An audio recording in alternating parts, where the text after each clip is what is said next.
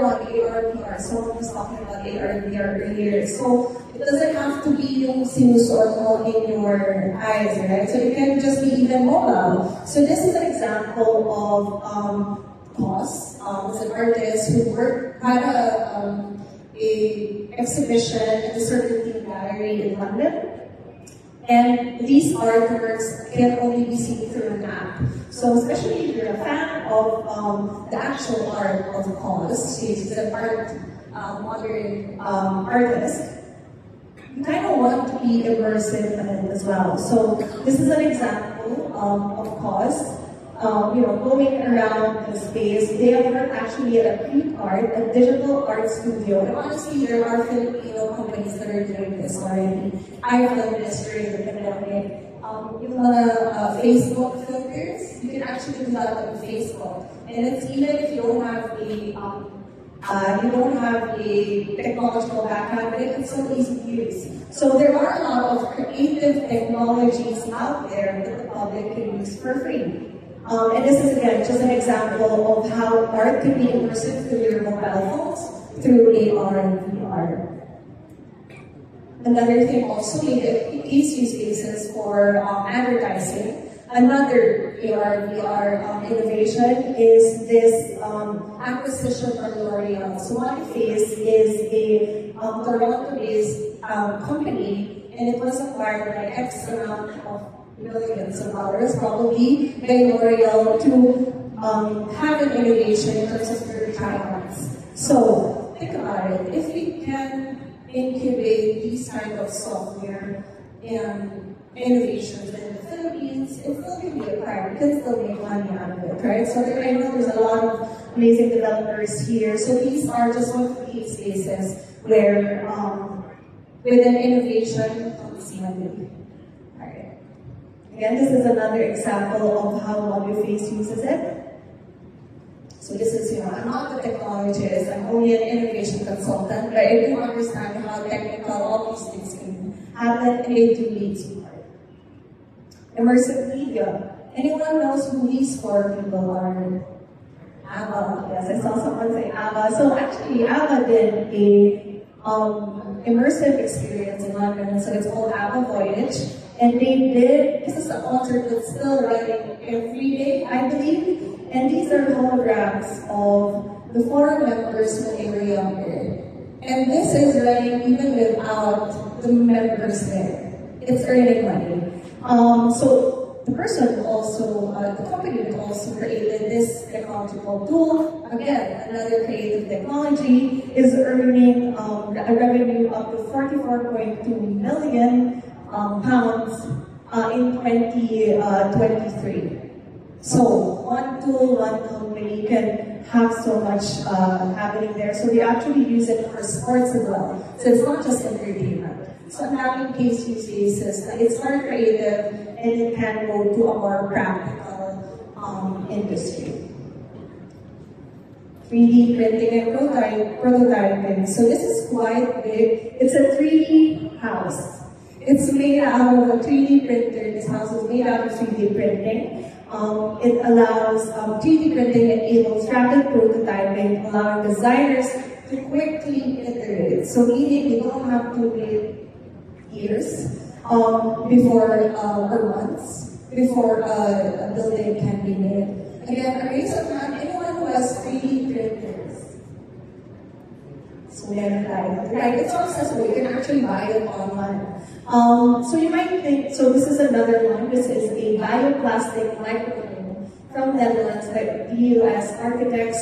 So again, so simple.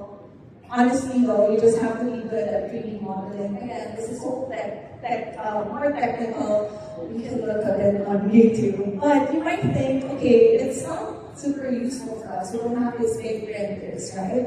But yes, you can use 3D printing to maximize also or expedite mass production of products, even in engineering. So rather than waiting for a mold, so I'm not sure if anyone here from PI works in metal. I think one of the biggest trade industries here. You can use 3D printing and see, okay, will it work with this kind of dynamic versus waiting for creating a mode that will cost X amount of dollars, right? So this is just an example of a practical use cases, again, of creative technology. Nice. I'm not looking at the fashion industry to be inspired, or looking at... And then you have the metaverse. Can I have that read, please? All right. So the metaverse now, this is my thesis actually, but the metaverse in basic reality of it is you have a chair here, and you're going to create a digital twin of it on an online universe. That's basically it. And later on, a blockchain technology actually is the one that authenticates these kind of digital things so that you have this one ownership of this particular thing. Now, there's a lot of use cases in commerce, education, and entertainment. And the first thing that actually I want to just show you is a lot of it is being used right now by kids. So, does anyone here, I'm very participant, I'm sorry, for Roblox, anyone else kids are using Roblox? Yes, everyone. Are they asking money from you? Yes, I can see someone, yes. So, they're actually spending money here. There is money being made here. And this is because of this whole metaverse thing. So, again, a lot of spaces people can make money, even kids are making money out of this. This is another example. This is called Animal Crossing Fashion Archive. In the pandemic, Animal Crossing is a gaming application in Nintendo, and where you can dress up characters. So this is actually an Instagram page where a Filipino American actually, who's a photographer, was asked by Valentino Dior to make a counterpart of their outfits in the game. So that's marketing advertising also for you, right? So there's a lot of these things that came out of innovation and creativity and not being limited by the tools that you have. Okay. And maybe I'm going to also show you the reason why earlier someone was saying gaming is such a big thing, because aside from streaming, it is the preferred entertainment format globally across all ages. So I think I just want to support that information earlier, and that's the reason why even fashion brands are going into these spaces, because there is money to be made, especially in this attention economy. Now, blockchain technology, again, if you have a photo that you're going to send to your friend, and then he sends that to another friend, you can't keep track of that. Through blockchain technology, you can only have one. So again, I can go technical about this, but that's basically what blockchain technology is all about. It actually certifies a particular digital tool. Now you not the only digital product that you have. So another case use here. Can I go next?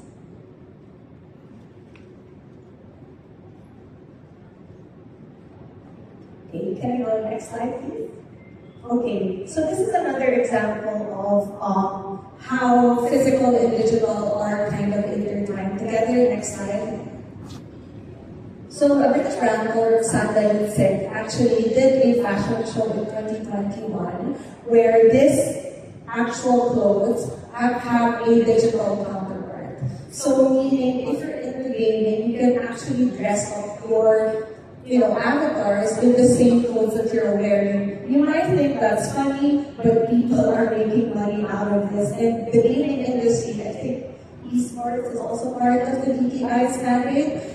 That's a lot of money there, and this is one of the reasons why. Because people see their digital twin, be it in gaming, avatar, metaverse, as their personal self as well, right? Why do you change your profile picture? That very same thing is the reason why this works. The metaverse is already happening around us. Your Instagram account, your Facebook account, those are already your metaverses of your own. Next slide. Blockchain technology again, next slide. This is a brand called Halo Halo, and during the, I think after Web3 was launched, they use a blockchain technology to provide, this is sold by crypto, and they created a digital card where it's a membership card, which provides access to these clients through membership perks like exclusive handbags, etc. And again, this is not new. You know, LVMH brands, Louis Vuitton, etc. are actually using this already to have an interaction with their community. So again, there's also business cases here, not just creating creative outputs. So I think the point that I was sharing there is creative technology is really made for productivity and profitability. So they don't just only enhance how fast creative outputs can be made, but you can actually have a lot of innovative business models. And someone in the panel earlier talked about, aside from just creating things, you have to find a way where people actually will want it, will want to watch it, will want to pay for it, will buy a ticket for it. So it's not just about being creative for creative sake. If there is an avenue for that one, but especially in the creative sector, we don't want more starving artists, and I think we do need to create an ecosystem that encourages that. The cultural side of things, I'm not going to forget about it because it's one of the groups that can be marginalized, and especially when digital innovations come into play. This is, I'm going to talk more about it, but this is a metaverse game that is actually made by an indigenous group. Can I have the volume?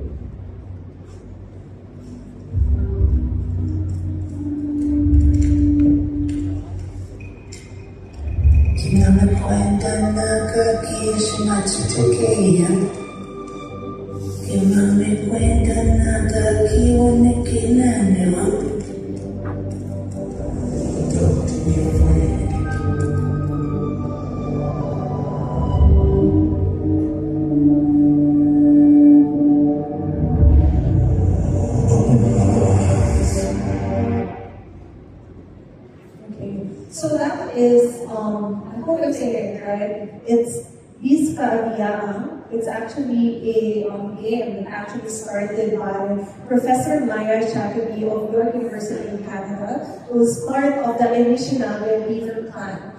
We actually mentored one of the Salzburg Global Seminars program, where it focuses on the intersection of art, AI, and the need for governance, especially if you're getting data from people. Who owns it? Especially if you're getting it from the internet, right? So we actually created this card game to kind of revive the language of being lost right now. So it's actually identified by UNESCO as one of the close to extinct languages. So it started as a card, and then eventually she worked with Univirtual, an innovative virtual platform designed for learning. So in this game, you actually talk to like, you practice language, there's like gamified versions of it, where the learning material comes into like, becomes fun online activities. And actually, I just want to talk about funding, because funding was also stated earlier. They got a funding since it's kind of a university output. But in the stipulations of the contract, as she said, there's no ownership to anyone who funds it. So it is owned by the plan. So I think also, especially in CCA, I come from the fashion industry. There's a lot of others there, there's some textile, craft, and commercial. These are the kind of things we also want to think about if we want to work together.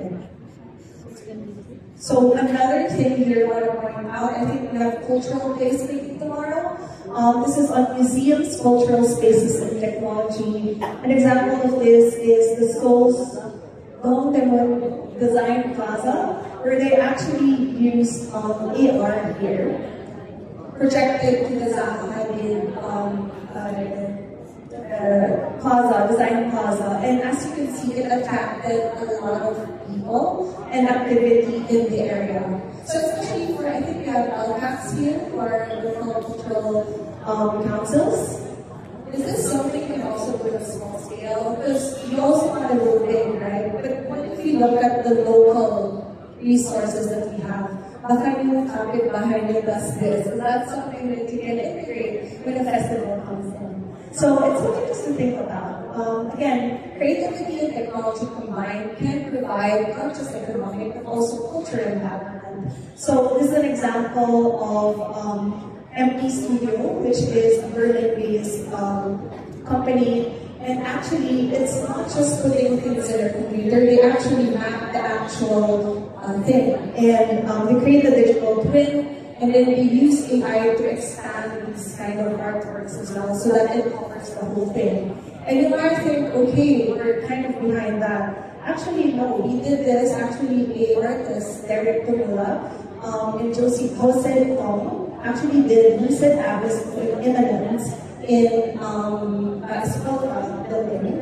And you can see here that it actually highlights a step towards a new engagement with media to revive neglected areas of the city. So I know the Escolta room and the space is being done right now because of stores, etc. But they can also encourage creative technologies there. You know, big spaces, small spaces, there's a lot of avenues. And as you can see, the digital world is extensive and never-ending, so there's so much experimentation that can be done. I have 10 minutes, so let me quickly wrap this up. Intellectual property and policy. So this is just some highlights that, especially if we're talking about the creative technologies from the Philippines, there's money that can also be done there, right? You can pay for, you get money from licensing, royalties, and partnerships. So it's not just the users of creative technology, it's also the makers of this. This is the things that we can also encourage moving forward.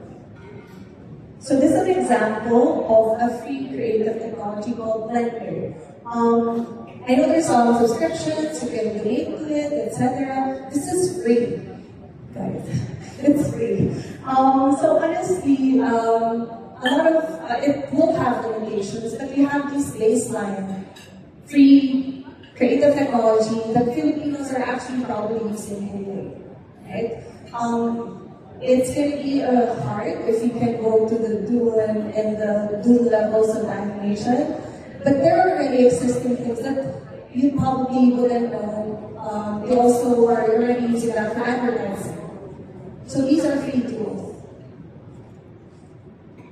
Now I talked about data scrapping and the need for creatives to know their rights. So this is something that is still, I think, being talked about in WIPO, in UNESCO, and in trade industries. But I do think, especially with how fast technology is going, policies have to be put in place, especially well thought of in policies. Especially because if you don't know, the things that you blocked for 2010, it's being fed into ChatGPT because it's out there for free. There are lots of concerns actually from artists that they don't have the consent that it's being fed to an AI model. How can it extract that but not pass some question? So those are the things that we don't have school frameworks for. And how fast should we act on these policies? In 2023, the big thing was metaverse and blockchain. That's the reason I wrote a thesis about it. But a year after, it's now just a buzzword. Everyone's talking about AI. And maybe policies are being made for blockchain. Now there's another thing that's happening. So that's the reason I was talking about earlier. For technology, for everyone in policy involved with creative industries, we have to also catch up. And there is, again, money that can be made. Another example thing, this is something that you also probably was thinking about. When I came into the SWP for the digitalization of the government services, a lot of the people in field offices are scared that they're going to be replaced. So I think it's just really a mindset. Before there's a job called lamp, like a lamp lighter. Someone is going to open a lamp and then put fire in it. That's gone now because of electricity, right? So innovation It's just people that has to keep up with this, and if it becomes a threat, it's because we thought it was a threat. So in the mindsets that we have, you also have to think about that these technologies are actually creating more jobs. And it's a matter on all of us, how can we mitigate, how can we facilitate this kind of transition coming from previous industrial revolutions. So, just in time, with 8 minutes, enablers for creative technology come to you. Education. So I come from the education sector as well. The arts management, sports, video, transition to creative industries because of the CETA. And that was a big move for them because now it's not just the arts, it's the rest of the creative industries. And those are the kind of things we also have to facilitate in our programs. It's not about just the creative part of it, but also how do you monetize it? Or at least if you're not monetizing it, how can you make it a reality? Are there grants out there? Does education have spaces for experimentation? So in Brazil, actually, they launched several initiatives through the National Bank of Economic Social Development in terms of VR, gaming, and interactive media, and also Samsung with a collaboration with them to kind of empower young creatives here. Public sector encourage. An example here is the New Zealand's government has actually introduced incentives to support the local creative technology. I'm going to highlight local. So they actually grant rebates for productions who actually use local New Zealand creative technologies. So again, that's one of the main pumps we can also use to encourage our creatives in the Philippines. Canadian Media Fund as well creates experimental stream for financial support because again, this kind of innovations, even though it's not going to make money now, the findings that they have here can go on for later. An example of that as well.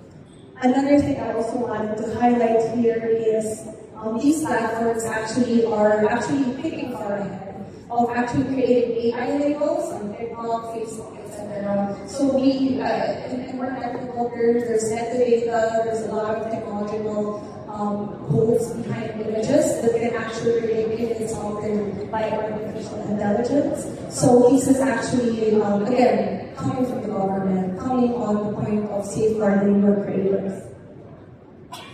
So I was talking about innovation that can spark new things. This is an example actually of the Apollo mission probably is the reason why we have emails right now. And it's because of government funding. So all of these kind of big government projects or innovative projects can be funded just by private sector. So I think there's an encouragement here to make space for innovative projects, for experimentation that can come in as a practical technology later on. So again, even the mission itself was going to the moon. There were a lot of innovation that was happening in the process of going to the moon through thermal blankets, refrigerating, back meals, etc. So this is the reason why I think I am passionate of innovation within public sector because it can relate to private sector.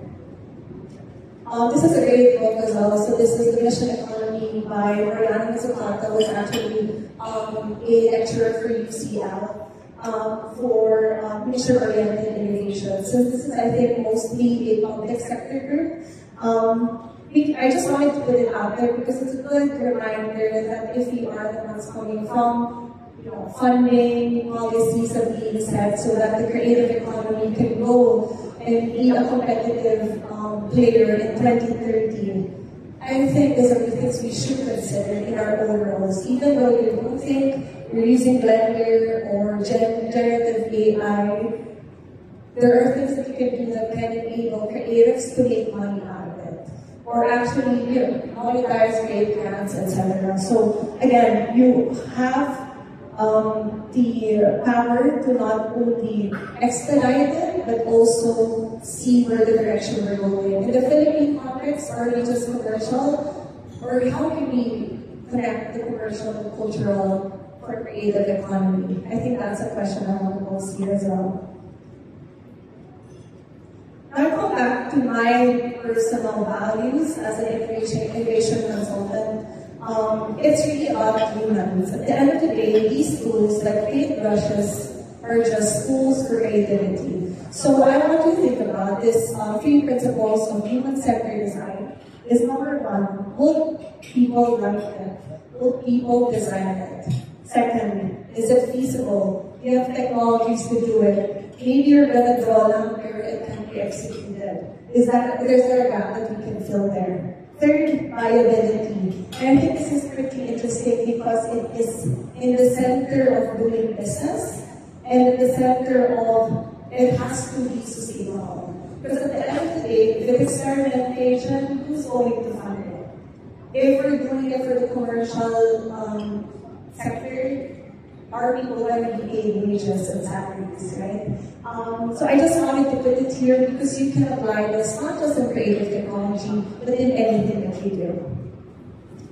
So, just to end the discussion I have today, 2 minutes there. Technology becomes a threat if you don't contextualize and empathize. So that's why I started with the context of creativity and art, in the context of the Philippines, in the context of the Industrial Revolution and Web3. Because we might be talking about big things, but is it contextual to us?